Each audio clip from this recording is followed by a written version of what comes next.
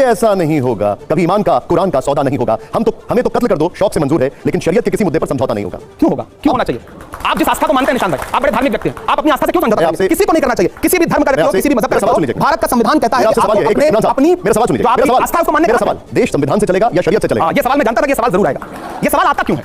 दरअसल ये खेल है जिस खेल में मीडिया खास तौर से किसी मुस्लिम राजनेता को उलझाने की कोशिश करता है। संविधान कहता है कि आपको फ्रीडम है अपनी आस्था के अनुसार धर्म चुनने का, आप जिस धर्म को मानते हैं उसका सम्मान करने का। इस्लाम धर्म कहता है जिस देश में रहते हो उससे मोहब्बत तुम्हारे ईमान का हिस्सा है। ये सवाल क्यों आता है कि आपको देश ज्यादा पसंद है या इस्लाम पसंद है, या देश ज्यादा पसंद है? कोई मुझे पूछे कि आपके वालिद आपकी मां को नहीं, संविधान में धर्मनिरपेक्षता लिखा है तो धर्मनिरपेक्ष। मैं आप मेरे सामने अभी पूजा करिए, भजन गाइए, मैं आपका सम्मान करूंगा, मैं नमाज पढ़ूं, मैं कुरान की आयत पढ़ूं, आप मेरा सम्मान करिए। धर्मनिरपेक्षता का मतलब यह है, धर्मनिरपेक्षता का मतलब यह नहीं है गलत तरीके से व्याख्यायित किया गया। सेकुलरिज्म का मतलब यह नहीं कि आप मेरा धर्म मानने लगे, मैं आपका धर्म मानने लगूं। हम दोनों एक दूसरे के धर्म का सम्मान करें, यह है सेकुलरिज्म। अमित शाह जी ने भी सदन के अंदर बोला, बीजेपी कहती है कि शरीयत को मानना तो पूरा माना जाए, मुसलमान सेविंग्स अकाउंट न खोलें, लोन न लें, बैंक में नौकरी न करें। वो कहते हैं कि शरीयत के क्रिमिनल लॉ को भी माने, चोरी करने पर हाथ काट दें। मैं मंत्री महोदय से कहना चाहता हूं कि आप संविधान को मानते हैं तो पूरा माने, आधा अधूरा मत माने।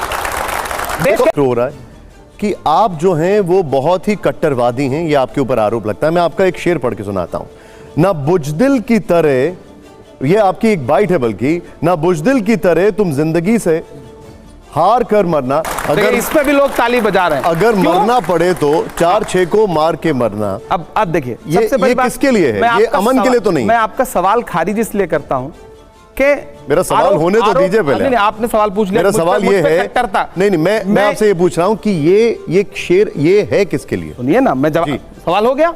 आप मुझ पे आरोप लगा रहे हैं कि मैं कट्टर हूं।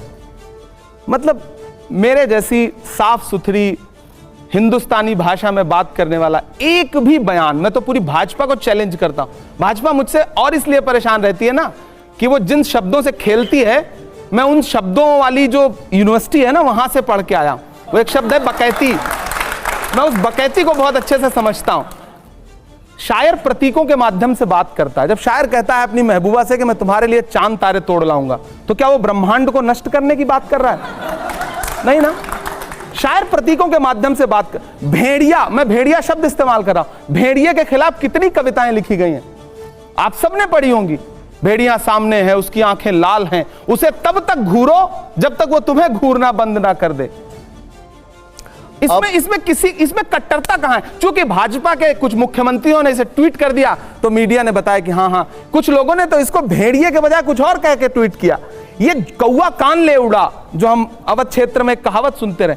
तो दरअसल भाजपा जिस चीज से खेलती है ना, मंचों से आप शिकार मत बनिए। मुझे एक बात बताइए, मंचों से मरने मारने की जो बात हो रही है, ये किसके लिए हो रही है? कमाल है। मतलब जब आप मंच पे खड़े होकर के ललकार के कहते हैं, मतलब ऐसी ऐसी भाषा, ऐसी ऐसी कविता सुनाऊंगा आपको, तो आपको लगता है कि वो कत्लेआम मचाने की बात कर रहा है शायर। अरे जोश दिला रहा है जनता को। मैं एक मंच पे खड़ा होकर के, सर मैं बड़ी मजे की बात बताऊं, मैं एक कार्यक्रम में गया कोलकाता में, मैंने वहां पर शिक्षा को लेकर के लंबी बातचीत की।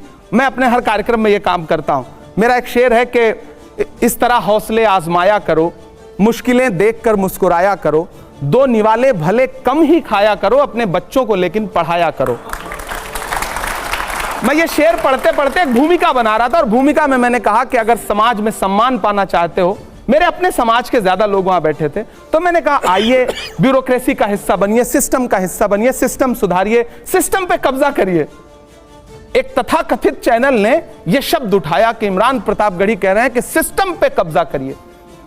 अब जब हम कहते हैं कि दिल्ली की सत्ता पे कब्जा करो, कोई नेता ये कहता है, तो भैया वो राजनीतिक रूप से सक्षम होने की बात कर रहा है, लेकिन मीडिया इसको एक नया नैरेटिव दे देगा और लोग उसके खेल में फंस जाते हैं। आपने एक बड़ी अच्छी बात बोली यहां पर कि सिस्टम का हिस्सा बनिए, ब्यूरोक्रेसी का हिस्सा बनिए, लेकिन फिर आपके कुछ ऐसे शेर आते हैं या कुछ आपके ऐसे शब्द आते हैं, अभी आपने बकैती का जिक्र किया, उसको लेकर फिर बहुत बड़े सवाल खड़े होते हैं। मैं आपको सुनाता हूं, ऐसा नहीं होगा, कभी ऐसा नहीं होगा, कभी ईमान का कुरान का सौदा नहीं होगा।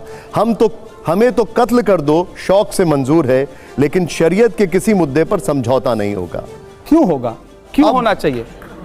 आप जिस आस्था को मानते हैं निशान भाई, आप बड़े धार्मिक व्यक्ति हैं, आप अपनी आस्था से क्यों समझौता करेंगे? किसी को नहीं करना चाहिए, किसी भी धर्म का व्यक्ति हो, किसी भी मजहब का व्यक्ति हो। सवाल सुन लीजिए, भारत का संविधान कहता है कि सवाल ये है, इमरान साहब अपनी मेरा सवाल सुन लीजिए, जो मेरा सवाल आस्था है उसको मानने का मेरा सवाल धान से चलेगा या शरीयत से चलेगा? ये सवाल मैं जानता था कि ये सवाल जरूर आएगा। ये सवाल आता क्यों है?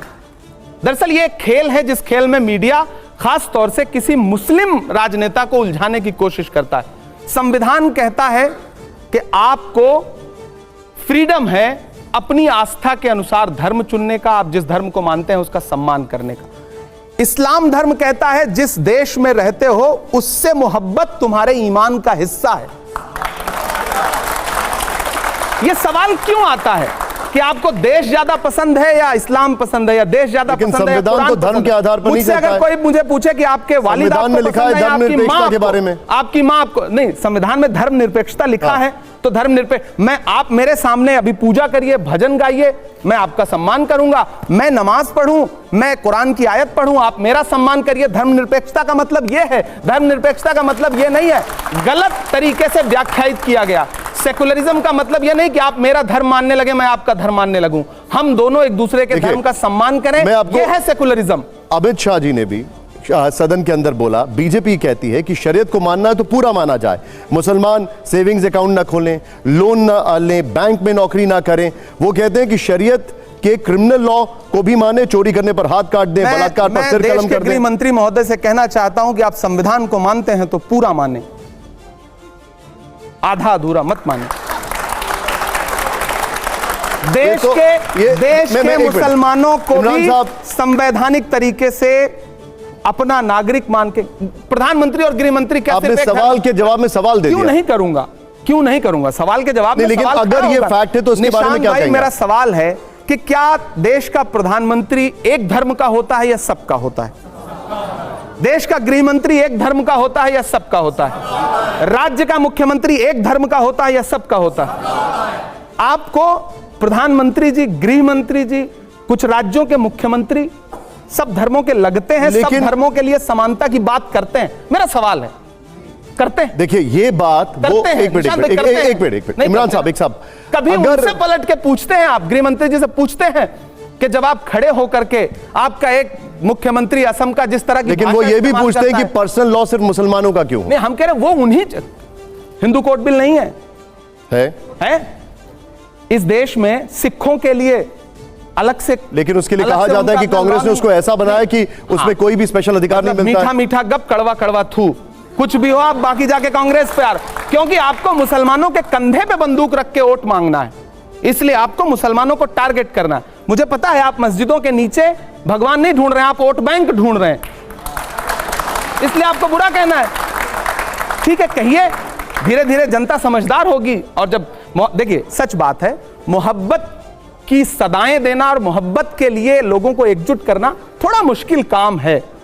नफरत के लिए आप किसी चौराहे पे खड़े हो जाइए, किसी भी धर्म के हों, आप अपने धर्म का नारा लगाना शुरू कर दीजिए, आएं बाएं बकने लगिए, 100 लोग खड़े हो जाएंगे, 1000 लोग खड़े हो जाएंगे। और आप खड़े होकर के मोहब्बत की बात करना शुरू करिए, लोग कहेंगे पागल है क्या यार ये। अच्छा इमरान साहब, इस दौर में मोहब्बत की बात कर रहा है, नादान हो, इस दौर में क्या ढूंढ रहे हो तुम? जहर की शीशी में दवा ढूंढ रहे हो। इमरान साहब, अगला शेर नहीं मिसरा सुना रहा हूं और आप इसको पूरा मुकम्मल करिएगा। ये बताइए कि कवि का इशारा किस तरफ है जब आप लिखते हैं कि गोबर को कोहिनूर बताने में रह गए? मैं संबित पात्रा की तरफ मेरा इशारा है। उन्होंने बताया था पूरा शेर चैनल पे, ये सोशल मीडिया पे बड़ा वायरल हो रहा है, पूरा शेर तो पढ़ दीजिए। नहीं मतलब अब उन पर बस एक ही मिसरा याद रखने का मन करता है, उसके बाद भुला दिया मैंने, क्योंकि बाद में मुझे समझ में आया कि मैं थोड़ा मैच्योर हो गया हूं।